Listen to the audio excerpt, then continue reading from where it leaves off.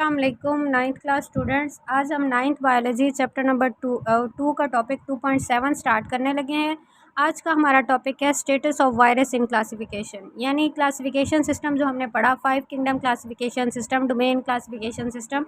तो उसमें वायरस का क्या स्टेटस है, वायरस को कहाँ रखा गया था। अब बच्चे वायरसेस की हम अगर बात करें ना, तो ये माइक्रोस्कोपिक क्रिएचर्स हैं, यानी माइक्रोस्कोप से नज़र आने वाले क्रिएचर्स, मखलूक़ात हैं। ठीक है, अब इनको ना लिविंग और नॉन लिविंग थिंग्स के बॉर्डर पे कलर किया जाता है। जैसे मैं होना कि ये एक बॉर्डर है, एक तरफ अगर लिविंग्स हैं दूसरी तरफ होंगी नॉन लिविंग्स। तो इनको कंसिडर किया जाता है कि ये बॉर्डर पे है, ना ये लिविंग में है ना ये नॉन लिविंग में है। अब ये लिविंग और नॉन लिविंग के दरमियान में बॉर्डर लाइन पे क्यों है, कुछ करेक्टरिस्टिक्स हैं जो इनको बॉर्डर लाइन पे करते हैं, वो अब हम पढ़ने लगे हैं। सबसे पहले तो लिखा है virus are ultra microscopic creature, microscope से नज़र आने वाली मखलूक है, that are at the border line of living, जो कि बॉर्डर लाइन पे हैं लिविंग के, लिविंग यानी जानदार के, नॉन लिविंग और नॉन लिविंग के, यानी ये लिविंग में भी नहीं है और नॉन लिविंग में नहीं है।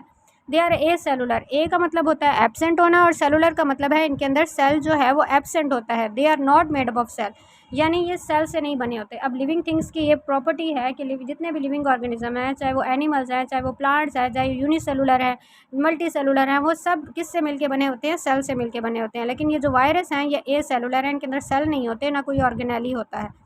वायरस के अंदर होता क्या है, virus consist of nucleic acid, virus के अंदर न्यूक्लिक एसिड्स होते हैं। न्यूक्लिक एसिड ये हमारे बॉडी के अंदर भी प्रेजेंट होते हैं, जैसे डीएनए और आरएनए, जिसको डीऑक्सीराइबोन्यूक्लिक एसिड कहा जाता है और राइबोन्यूक्लिक एसिड कहा जाता है। वायरसेस के अंदर ये न्यूक्लिक एसिड होते हैं, surrounded by a protein code, जिसके गिर्द एक प्रोटीन कोड होता है। जैसे मैं कहूँ कि डीएनए जो है एक डबल स्टैंडर्ड स्ट्रक्चर है। ठीक है, एक डीएनए इनके अंदर प्रेजेंट होगा और उसके गिर्द एक कोड होगा, कोड जो होगा वो प्रोटीन का बना होगा। ये मैंने वायरस का स्ट्रक्चर बनाया है। ठीक है, तो they can not run metabolism, यानी ये अपने फूड मशीनरी नहीं चला सकते हैं for the synthesis of proteins. अब इनको जो अपना प्रोटीन कोड ये बनाना होता है उसके लिए क्या करते हैं, and to increase in number, और अगर इनको तादाद में ज़्यादा होना हो, वायरसेस बिकम पैरासाइट, तो वायरस क्या हो जाते हैं, पैरासाइट बन जाते हैं। बच्चे पैरासाइट क्या होता है, पैरासाइट एक ऐसा ऑर्गेनिज्म होता है जो किसी दूसरे पे रहता है, उससे फूड भी लेता है, खाना लेता है, शेल्टर पनाह लेता है और उसको नुकसान पहुंचाता है। तो इसी तरह से ये वायरस को भी जब अपना मेटाबॉलिज्म प्रोटीन बनानी हो या इसको तादाद में ज़्यादा होना हो, तो ये किसी लिविंग स्पीशी पे चला जाता है। अब लिविंग स्पीशी की मशीनरी इस्तेमाल करता है, उसकी बॉडी को यूज़ करता है और उसको इन टर्न नुकसान भी पहुंचाता है। पैरासाइट ये किसके बनते हैं, पैरासाइट ये प्लांट्स के भी बन सकते हैं। आगे लिखता है they become the parasite of animals and bacteria, bacteria के भी पैरासाइट बन सकते हैं।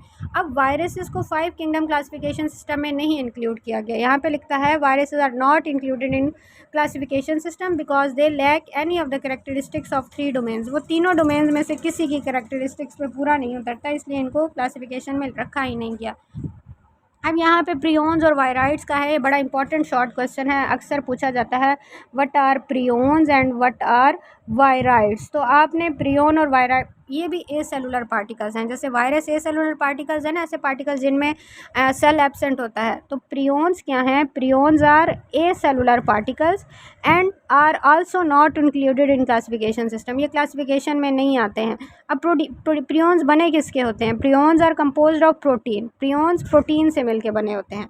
ठीक हो गया। आगे लिखता है both this particle cause infectious diseases, तो आप बता सकते हैं prions cause infectious diseases in plants, prions जो हैं वो प्लांट्स में बड़ी ख़तरनाक बीमारियां फैलाते हैं और they are also cause of cancer, cancer की वजह होते हैं। अब वायराइड्स भी सेम यही है, viroids are acellular particles और ये भी 5 किंगडम में इंक्लूड नहीं होते, लेकिन वायराइड्स जो हैं वो आरएनए के बने होते हैं, प्रियोन्स प्रोटीन्स के बने होते हैं और वायराइड्स जो है वो आरएनए के बने होते हैं और ये भी इन्फेक्शियस डिजीज़ काज करते हैं और ये कैंसर की भी वजह बन सकते हैं। तो ये इस ब्लॉक में प्रियोन और वायराइड के बारे में था। अब आ जाते हैं, वो है कोरोना वायरस। अच्छा, कोरोना वायरस एक वायरस था जो फर्स्ट टाइम 2019 में चाइना के एक शहर वुहान में इसको आइडेंटिफाई किया गया था। ठीक है, चाइना के शहर वुहान में एमसीक्यूज़ के तौर पे भी आ सकता है। It cause a pandemic of respiratory illness, यानी ये सांस से रिलेटेड एक बीमारी थी, कॉल्ड कोविड-19। इसको कोविड-19 भी कहा गया, 19 इस वजह से कि 2019 में ये आइडेंटिफाई किया गया था। The virus primarily spread through respiratory droplets. ये जो हमारे सांस जैसे हम खांसी करते हैं या हम सांस के ज़रिए कोई वाटर वेपर्स को अपने रिस्पिरेटरी सिस्टम में लेके जाते हैं, उसके थ्रू ये फैलता था। When an infected person cough, for example एक पर्सन है जिसको कोरोना वायरस है, जब वो खांसता था या ज़ुकाम उसको छींक लेता था या बात करता था या सांस लेता था, तो उसके ज़रिए ये इसका फैलना होता था। It can also be spread by touching surfaces contaminated with virus. इसके अलावा जिस भी सर्फेस पे क्या हम अगर किसी ऐसी गंदी सरफेस को टच कर लेते हैं जिस पे ये वायरस प्रेजेंट था, तो उससे भी ये फैलता था। वेयरिंग मास्क, अब इससे बचा कैसे, प्रिवेंशन क्या थी कि मास्क पहना जाए और नोज़ नाक के ऊपर एंड माउथ मुंह पे can help to prevent the spread the disease, इससे बचा जा सकता था। इसके सिम्टम्स क्या थे, अलामात क्या थी इस डिज़ीज़ की, इंक्लूड फीवर, इसमें बुखार होता था, कफ खांसी आती थी, शॉर्टनेस ऑफ ब्रीथ, सांस रुकती थी, फटीग, इसमें अब थकावट होती थी, बॉडी एक चीज़ मतलब एलर्जी टाइप होती थी, लॉस ऑफ टेस्ट और स्मेल, यानी जिसको वायरस हो गया था उसको टेस्ट यानी उसको जायका नहीं आता था, उसको सूंघता नहीं था, वो सही से उसको सूंघाई नहीं देता था, सोर थ्रोट, गले का ख़राब होना और हेडेक, सर में दर्द होना, ये सारे के सारे सिम्टम्स हैं। ठीक है, अगर आपसे पूछा जाए what are the symptoms of corona virus, तो आपने ये लिख देने हैं।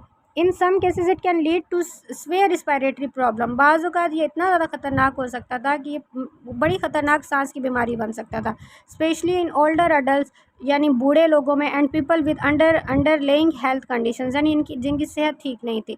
Washing hands frequently with soap, जितना ज़्यादा साबुन से हाथ धोया जाता फॉर एटलीस्ट 20 सेकेंड, 20 सेकेंड्स के लिए, और यूज़ ऑफ सैनिटाइज़र, या सैनिटाइज़र के इस्तेमाल करने से जिसके अंदर 60% अल्कोहल हो। अब अल्कोहल क्या करता है, वायरस वगैरह को मार देता है, तो इस बीमारी से बचा जा सकता था। ठीक है, ये इसके प्रिवेंशन है। आपसे वैसे पूछा जाए व्हाट इज़ कोरोना वायरस, तो आपने यह स्प्रेड थ्रू रिस्पिरेटरी ड्रॉपलेट्स, यहाँ तक कोरोना वायरस। अब इसके कोरोना वायरस अगर सिर्फ define what is corona virus, तो आप इतना लिख सकते हैं, ये इसकी प्रिवेंशन है, यानी मास्क पहनने से आप इससे बच सकते हैं, और ये कुछ यहाँ पे बताया हुआ है कि आप अपने हैंड, ये भी प्रिवेंशन है। ठीक है, और ये इसका ट्रीटमेंट है, इसका इलाज कैसे किया जा सकता है, तो इसके इलाज के लिए वैक्सीन है। वैक्सीन हमारे इम्यून सिस्टम को स्ट्रॉन्ग करती है। वैक्सीन का काम क्या होता है, उसमें डेड पैथोजन होता है। पैथोजन क्या होता है, जो डिजीज़ काजिंग ऑर्गेनिज्म है। जैसे मैंने कोरोना की वैक्सीन कराई हुई है, इट्स मीन कि मैंने जो वैक्सीन करवाई है उसमें डेड कोरोना वायरस है।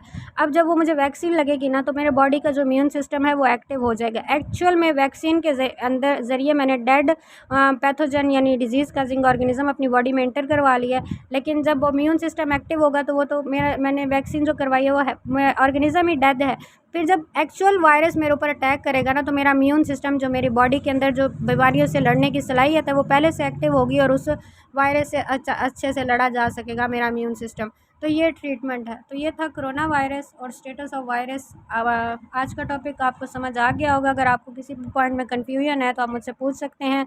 मिलते हैं नेक्स्ट टॉपिक में, तब तक अपना ख्याल रखिएगा। अल्लाह हाफिज़।